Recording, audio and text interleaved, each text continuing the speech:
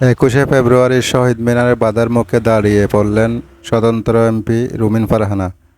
বিএনপির কর্মীরা ভুয়ো স্লোগান দিয়ে প্রতিবন্ধকতা সৃষ্টি করার চেষ্টা করলেও তিনি দ্রুতভাবে তা মোকাবেলা করেছেন।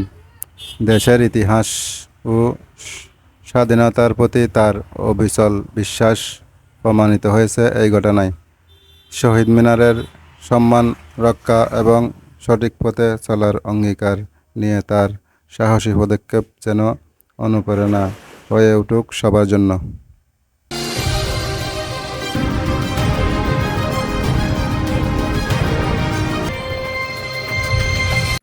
বিএনপি যদি তার নেতাকর্মীদেরকে লোকাল লেভেলে কন্ট্রোল না করে এখনই, এর পরিণতি ভয়াবহ রকম হবে।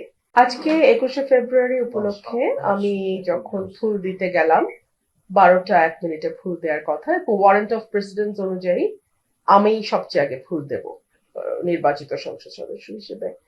কিন্তু আনফরচুনেটলি দেখা গেল বিএনপির কিছু লোক, তারা সেখানে রীতিমতো হামলা চালায়, আমার নেতাকর্মীদের উপরে হামলা চালায়, আমাকে এক পাশে মানে ধাক্কা দিয়ে ফেলে দেওয়ার মতন অবস্থা তৈরি হয়।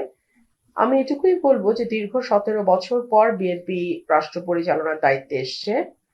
বিএনপি যদি তার নেতাকর্মীদেরকে লোকাল লেভেলে কন্ট্রোল না করে এখনই, এর পরিণতি ভয়াবহ রকম হবে।